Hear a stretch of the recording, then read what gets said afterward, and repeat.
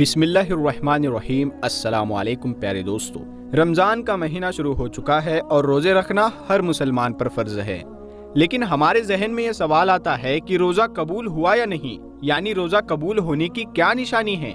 پیارے دوستو، تو بنے رہے اس ویڈیو میں آخر تک۔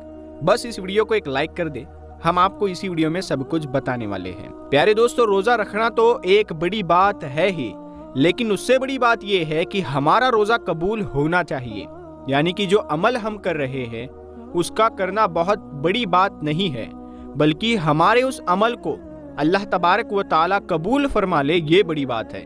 ہم روزہ رکھ رہے ہیں، یہ تو فرض ہے، لیکن اللہ تبارک و تعالی ہمارا روزہ قبول کر لے، یہ اس سے بھی بڑی بات ہے۔ آپ صلی اللہ تعالی علیہ وسلم نے ارشاد فرمایا، روزہ صرف نہ کھانے پینے کا نام نہیں ہے، بلکہ روزہ ناک کا، کان کا، منہ کا، زبان کا ہے۔ جیسے زبان سے کوئی غلط بات نہ بولی جائے، کانوں سے غلط چیزوں کو نہ سنا جائے، اور اگر پھر بھی وہ غلط کام کرتا رہے، یعنی روزہ رکھ کر بھی وہ غلط کام کرتا ہی رہے، تو آپ صلی اللہ تعالی علیہ وسلم نے ارشاد فرمایا، اس کا روزہ نہیں ہے بلکہ فاقہ ہے۔ تو ایسا روزہ تو اللہ تبارک و تعالی قبول ہی نہیں کرتا ہے۔ چلیے پیارے دوستو، جس ٹاپک پر ہم نے ویڈیو بنایا ہے اس ٹاپک کی طرف بڑھتے ہیں۔ روزہ قبول ہونے کی 3 نشانیاں ہم آپ کو بتاتے ہیں کہ اگر آپ کا روزہ قبول ہوگا تو کچھ ایسی چیزیں ظاہر ہو جائے گی جس سے آپ یہ سمجھ سکتے ہیں کہ ہمارے روزے کو اللہ تبارک و تعالیٰ نے قبول فرما لیا ہے۔ پیارے دوستو، جب کوئی انسان روزہ رکھتا ہے تو پھر وہ بہت سارے احتیاط کرتا ہے کہ کہیں ایسا نہ ہو کہ ہمارا روزہ مکروہ بھی ہو جائے۔ روزہ مکروہ ہونے سے بھی اس کو ڈر لگتا ہے، کیونکہ سب سے پہلی بات تو اس نے کھانا پینا چھوڑ دیا ہے۔ پان گٹکا کھانے والے نے وہ کھانا چھوڑ دیا، تو وہ سوچ رہا ہوتا ہے کہ اب ایسا نہ ہو کہ ہماری چھوٹی سی غلطی کی وجہ سے ہمارا روزہ کہیں برباد نہ ہو جائے۔ اور یہ سوچنا بھی چاہیے، کیونکہ اس کا جو ثواب ہے، جو قیامت کے دن جب لوگ آئیں گے اپنے اعمال لے کر، کوئی نماز لے کر آ رہا ہے، کوئی روزہ لے کر آ رہا ہے، کوئی زکوٰۃ لے کر آ رہا ہے، کوئی حج لے کر آ رہا ہے، اللہ تبارک و تعالیٰ کے جو فرشتے ہوں گے وہ ان کو اجر و انعام دینا شروع کریں گے۔ نمازی کو اس کا انعام مل جائے گا، صدقہ دینے والے کو اس کا صلہ مل جائے گا، حج کرنے والے کو فرشتے اس کا بدلہ اور انعام دے دیں گے۔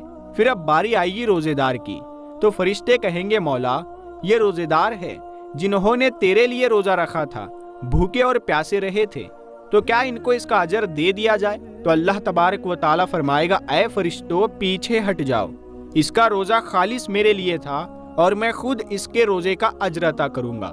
کیونکہ انسان نماز میں دکھاوا کر سکتا ہے، صدقہ دینے میں دکھاوا کر سکتا ہے، لیکن روزہ رکھنے میں انسان دکھاوا نہیں کر سکتا، کیونکہ وہ تو خود ہی جان پائے گا۔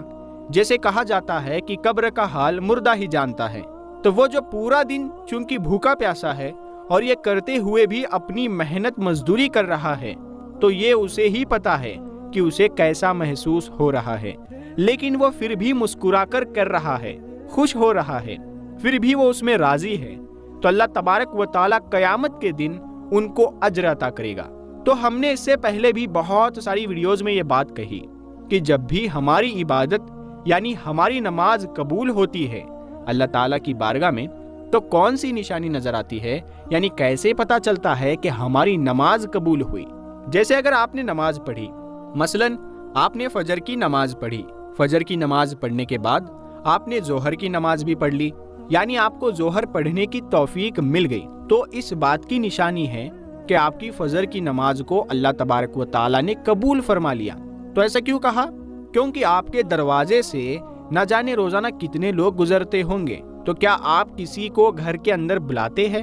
نہیں نا، یعنی آپ جن سے محبت کرتے ہیں، جو اپنے خاص ہے، ان کو بلاتے ہیں۔ اگر کوئی ایک بار آپ کے گھر آ گیا اور آپ کو اگر اس کا آنا بہت اچھا لگا، پھر آپ اسے پھر سے انوائٹ کرو گے کہ بھائی آ جاؤ، تھوڑی دیر بیٹھ لو، ہم باتیں کرتے ہیں، گفتگو کرتے ہیں۔ یعنی جب کسی انسان کا آپ کو کوئی کام اچھا لگتا ہے یا اس کا رویہ اچھا لگتا ہے، تو آپ اسے بار بار اپنے پاس بیٹھانا چاہتے ہو، اسے باتیں کرنا چاہتے ہو۔ اسی طرح سے جب اللہ تعالیٰ کسی کی نماز کو قبول فرما لیتا ہے تو پھر اگلی نماز کی اس کو توفیق عطا فرما دیتا ہے، وہ اگلی نماز بھی پڑھ لیتا۔ جب اللہ اسے پڑھنے کی توفیق دیتا ہے، تو یہ نشانی ہوتی ہے کہ پچھلی نماز کو اللہ تعالیٰ نے قبول فرما لیا۔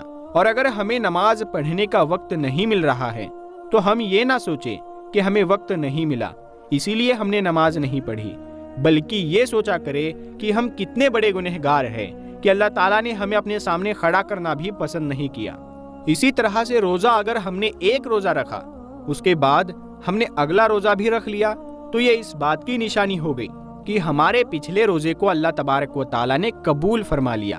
لیکن اس کا مطلب یہ نہیں کہ آپ روزہ رکھ کر بھی غلط کام کر رہے ہیں، جھگڑا کر رہے ہیں، گالی گلوچ کر رہے ہیں، جو نہیں دیکھنا چاہیے وہ دیکھ رہے ہیں، جو نہیں سننا چاہیے وہ سن رہے ہیں، یعنی وہ سارے کام آپ کر رہے ہیں روزہ رکھ کر جن سے اللہ تعالیٰ نے روکا ہے، اور پھر آپ اپنی ہٹ کرمی میں روزہ رکھ رہے ہیں کہ ہمیں تو روزہ رکھنا ہے، ہمیں تو پیاس لگتی نہیں ہے۔ تو میرے دوستو، اگر آپ کو پیاس لگتی نہیں ہے تو پھر آپ روزہ رکھ رہے ہو تو پھر آپ کے روزہ رکھنے کا کیا مطلب ہے؟ انسان کمزور ہے اور اللہ کو یہی ادا تو پسند ہے کہ دیکھو میرے بندے کو بھوک بھی لگ رہی ہے، پیاس لگ رہی ہے، لیکن پھر بھی میرے لیے بھوکا ہے۔ انسان افطار کرنے کے لیے بیٹھتا ہے اور جیسے ہی اذان ہوتی ہے اور اذان ہونے سے پہلے اللہ فرشتوں میں فرماتا ہے کہ دیکھو میرے بندے کے سامنے کھانا رکھا ہے، پانی بھی رکھا ہے، دیکھو اسے کوئی انسان دیکھ بھی نہیں رہا، وہ تنہائی میں ہے، اے فرشتوں اس کو بھوک لگی ہے، کھانا بھی اس کے سامنے ہے، لیکن یہ کھانا کیوں نہیں کھا رہا ہے؟ تو فرشتے جواب میں کہتے ہیں کہ مولا اس کو تیری محبت نے روکے رکھا ہے۔ اللہ تعالیٰ اپنے فرشتوں سے فرماتا ہے کہ اس کے سامنے پانی رکھا ہے، یہ پانی کیوں نہیں پیتا؟ تو فرشتے فرماتے ہیں کہ اے مولا اسے تیرے ڈر اور خوف نے روک رکھا ہے۔ تو اللہ تعالیٰ خوش ہوتا ہے اور ایسے روزے دار کو دیکھ کر جیسے ہی اذان ہوتی ہے تو انسان کھانا کھانا شروع کر دیتا ہے۔ تو اللہ فرماتا ہے دیکھو میں نے اجازت دے دی تو کس طریقے سے کھانا کھا رہا ہے۔ یہ ادا اللہ تعالیٰ کو بہت پسند ہوتی ہے۔ تو کسی انسان کا روزہ اللہ تعالیٰ قبول فرما لیتا ہے تو اس کو ذہنی سکون ملتا ہے، دل میں تقویت حاصل ہوتی ہے، اگلے روزے کی توفیق ملتی ہے۔ لوگ یہ سوچتے ہیں کہ روزہ رکھ کے کمزور ہو گئے، لیکن ایسا نہیں ہے۔ جب انسان کا روزہ اللہ تبارک و تعالی اپنی بارگاہ میں قبول فرما لیتا ہے تو اس انسان کے اندر ایک اندرونی طاقت اس کو ملتی ہے۔ اگر اوپر سے وہ دکھ رہا ہوگا کمزور ہے، لیکن اندر سے اسے ایک طاقت اور قوت ملتی ہے، وہ بندہ خود محسوس کرنے لگتا ہے۔ یہ روزے کا کمال ہے، اسی لیے روزے کو ہرگز مس نہ کرے۔ آپ صلی اللہ تعالی علیہ وسلم نے ارشاد فرمایا، جس نے ایک روزہ بغیر بیماری یا بغیر مجبوری کے چھوڑ دیا تو پھر ساری زندگی بھر بھی اگر وہ روزے رکھے تو اس کا پورا حق ادا نہیں ہو سکتا۔